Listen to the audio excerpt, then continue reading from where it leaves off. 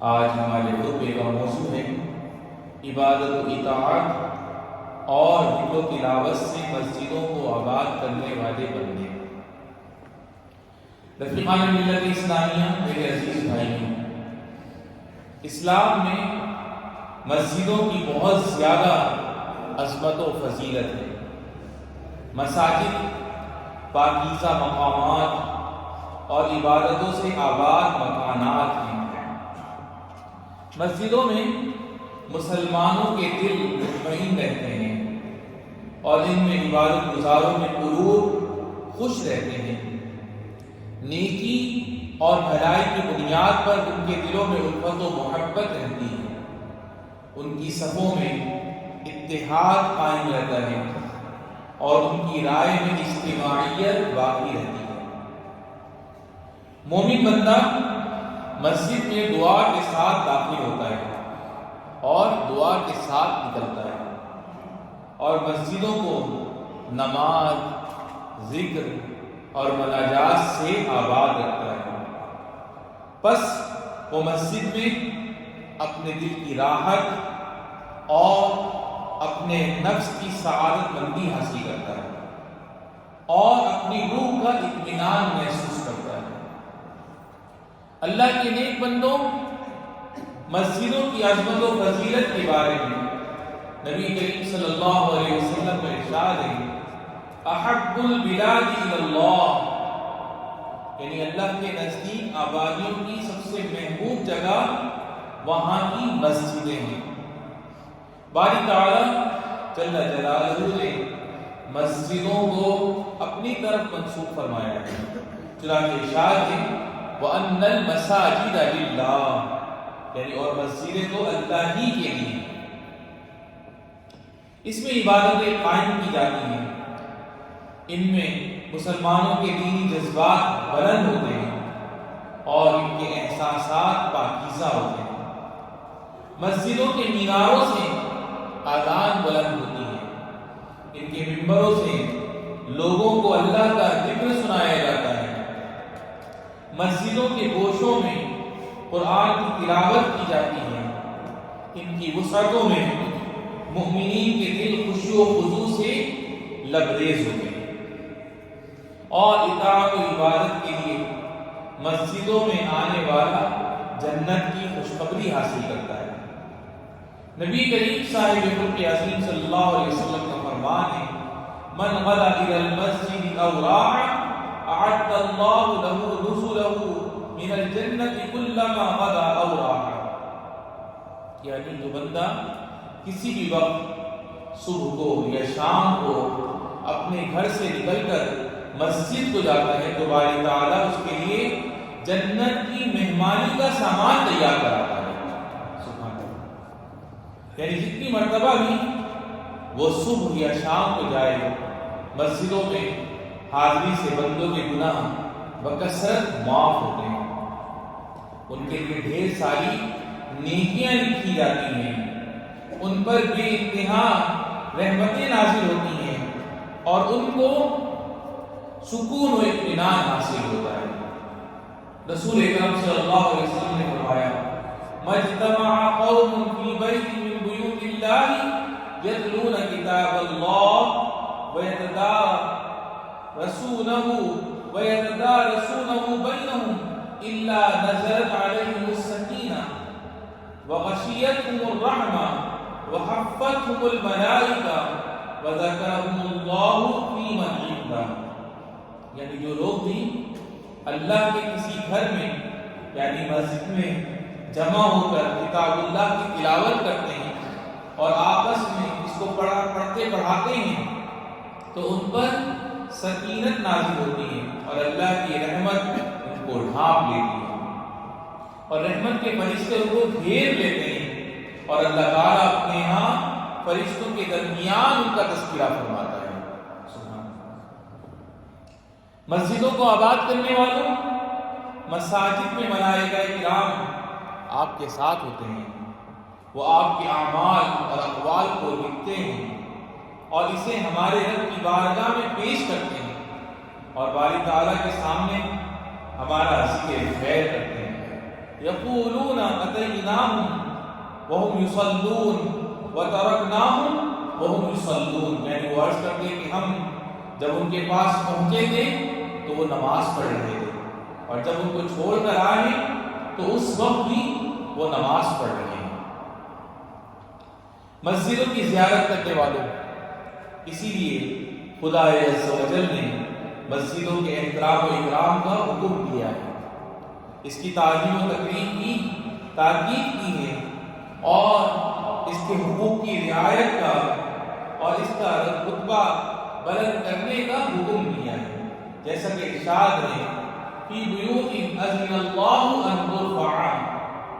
یعنی جن گھروں کے بارے میں اللہ نے یہ حکم دیا ہے کہ ان کو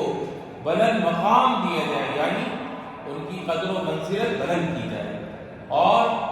ان کی حفاظت اور تعظیم کی جائے۔ مسجدوں کی حفاظت اور اس کی تعظیم میں یہ بھی شامل ہے کہ مسلم بندہ مسجد جانے سے پہلے اپنے گھر میں پاکی حاصل کرے، اپنی صفائی ستھرائی کا اہتمام کرے، پھر سکون اور وقار کے ساتھ مسجد میں داخل ہو، جیسا کہ نبی کریم صلی اللہ علیہ وسلم کا فرمان ہے من تطہر فی بیتی ثم مشى الی بیت من بیوت اللہ لیقضی فریضۃ من فرائض اللہ كانت خطوتاه احداهما تحط خطیئہ والاخرى ترفع درجہ، یعنی جو بندہ اپنے گھر میں پاکی و صفائی حاصل کرے، پھر اللہ کا متعین کیا ہوا کوئی فرض ادا کرنے کے لیے اس کے کسی گھر یعنی مسجد جائے تو اس کے ہر 2 قدم میں سے ایک قدم پر ایک خطا معاف ہوتی ہے اور دوسرے پر ایک درجہ بلند ہو جاتا ہے۔ سبحان اللہ۔ ایک دوسری حدیث میں رسول اکرم صلی اللہ علیہ وسلم نے ارشاد فرمایا اذا اتیتم الصلاة فعلیکم بالسکینہ فما ادرکتم فصلوا وما فاتکم فاتموا، یعنی جب تم نماز کے لیے مسجد میں آؤ تو ضروری ہے کہ تم پر سکون اور وقار طاری ہو، پھر جماعت کی نماز میں سے جتنی پاؤ اسے ادا کرو اور جو چھوٹ جائے اسے پوری کر لو۔ مسجد جاتے وقت یہ بھی ضروری ہے کہ مومن بندہ بہترین اور عمدہ کپڑے پہنے اور صاف ستھرا لباس زیبتن کرے، اور اس بات کو یاد رکھے کہ جو شخص مسجد میں حاضر ہوتا ہے وہ اللہ کی زیارت کرنے والا ہوتا ہے، اور نمازی اللہ جل جلالہ کے اس فرمان پر عمل کا اہتمام کرے یا بنی آدم خذوا زینتکم عند کل مسجد، یعنی اے اولاد آدم ہر نماز کے وقت اپنی آرائش اختیار کیا کرو۔ اسی سلسلے میں نبی کریم صلی اللہ علیہ وسلم کا فرمان عالی شان ہے فإن اللہ احق من تزین له، یعنی یقیناً اللہ تعالیٰ اس کا زیادہ حقدار ہے کہ اس کی عبادت و بندگی کے لیے طہارت و زینت اختیار کی جائے۔ میرے بھائیوں، اب ذرا ان لوگوں کے بارے میں سوچیں جو بلا کسی عذر کے گندے اور نامناسب کپڑوں میں مسجد آ جاتے ہیں اور ان کے بدن سے ایسی بو اٹھتی ہے جو نمازیوں کو بھی اور فرشتوں کو بھی تکلیف پہنچاتی ہے۔ کیا ان لوگوں نے نبی کریم صلی اللہ علیہ وسلم کا یہ فرمان نہیں سنا ان الملائکہ تتأذی مما یتأذی منہ بنو آدم، یعنی بلا شبہ فرشتے بھی ان بدبودار اور تکلیف دہ چیزوں سے تکلیف محسوس کرتے ہیں جن سے انسان تکلیف محسوس کرتے ہیں۔ پھر مسجد کی تعظیم اور اس کے احترام میں یہ بھی داخل ہے کہ بندہ مسجد میں داخل ہوتے وقت یہ دعا پڑھے بسم اللہ والصلاۃ والسلام علی رسول اللہ اللہم اغفر لی ذنوبی وافتح لی ابواب رحمتک، اور مسجد میں داخل ہونے کے بعد وقت تحیۃ المسجد کا بھی اہتمام کیا جائے، جیسا کہ نبی کریم صلی اللہ علیہ وسلم کا ارشاد ہے اذا دخل احدکم المسجد فلیرکع رکعتین قبل ان یجلس، یعنی جب تم میں سے کوئی مسجد میں داخل ہو تو بیٹھنے سے پہلے 2 رکعت ادا کر لے۔ اور یہ بھی ضروری ہے کہ مسلمان مسجد کی خوبصورتی اور اس کے ظاہری زینت و رونق کا خیال رکھے اور اس کی صفائی ستھرائی میں برابر اپنا کردار ادا کرتا رہے۔ نبی کریم صلی اللہ علیہ وسلم کے عہد مبارک میں ایک خاتون مسجد کی صفائی کیا کرتی تھی، تو آپ صلی اللہ علیہ وسلم نے ان کے اس عمل کی تعریف فرمائی اور ان کے انتقال کے بعد ان کی نماز جنازہ ادا فرمائی۔ سبحان اللہ۔ مسجدوں میں اپنی آواز پست رکھنا پاکیزہ آداب اور عمدہ اخلاق کا حصہ ہے۔ ایک بار آپ صلی اللہ علیہ وسلم کی چند اصحاب بآواز بلند قرآن کریم پڑھ رہے تھے۔ آپ صلی اللہ علیہ وسلم نے سنا تو ارشاد فرمایا، الا ان کلکم مناج ربہ فلا یؤذین بعضکم بعضا ولا یرفع بعضکم علی بعض فی القراءۃ، یعنی سن لو، یہاں تم میں سے ہر ایک اپنے رب کے ساتھ مناجات اور سرگوشی کر رہا ہے، لہذا تم میں سے کوئی کسی کو تکلیف نہ پہنچائے، اور قرآن کی تلاوت کرتے وقت کوئی کسی کے سامنے اپنی آواز بلند نہ کرے۔ تو ان لوگوں کے بارے میں آپ حضرات کا کیا خیال ہے جو مسجد میں شور کرتے ہیں اور بیجا بات اور لغو گفتگو کرتے ہیں؟ کیا انہیں معلوم نہیں ہے کہ نبی کریم صلی اللہ علیہ وسلم نے مسجدوں کے بارے میں ارشاد فرمایا، انما ہی لذکر اللہ عز وجل والصلاۃ وقراءۃ القرآن، یعنی یہ مسجدیں تو اللہ عز وجل کے ذکر، نماز کی ادائیگی اور قرآن کی تلاوت کے لیے ہیں۔ اور کیا ان لوگوں کے پاس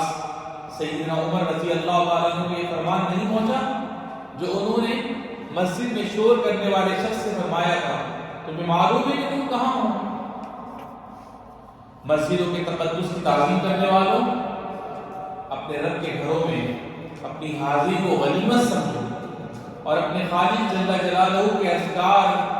اور تلاوت قرآن کا اہتمام کرو، اور فون میں مشغول رہنے سے بچا کرو، اور نماز ادا کرنے کے بعد مسجد سے نکلنے میں جلد بازی بند کیا کرو۔ کیا تمہیں یہ بات پسند نہیں ہے کہ فرشتے تمہارے لیے رحمت و مغفرت کی دعا کریں؟ نبی کریم صلی اللہ علیہ وسلم نے فرمایا، الملائکۃ تصلی علی احدکم ما دام فی مصلاه الذی صلی فیہ ما لم یحدث تقول اللہم اغفر له اللہم ارحمہ، یعنی فرشتے تم میں ہر اس شخص کے حق میں دعا کرتے رہتے ہیں جو نماز ادا کرنے کے بعد اسی جگہ بیٹھا رہے جب تک کہ وہ باوضو ہو اور اسے کوئی حدث لاحق نہ ہو۔ وہ یوں دعا کرتے ہیں، یا اللہ تو اسے بخش دے اور یا اللہ اس پر رحم فرما۔ آخر میں دعا ہے کہ یا اللہ ہماری مغفرت فرما اور اپنے فضل و کرم سے ہم پر رحم فرما اور اپنے اس فرمان پر عمل کی توفیق عطا فرما۔ یا ایھا الذین آمنوا اطیعوا اللہ واطیعوا الرسول واولی الامر منکم، کہ اے ایمان والو اللہ کی اطاعت کرو اور رسول کی بھی اطاعت کرو، اور تم میں جو صاحب اختیار ہیں ان کی بھی۔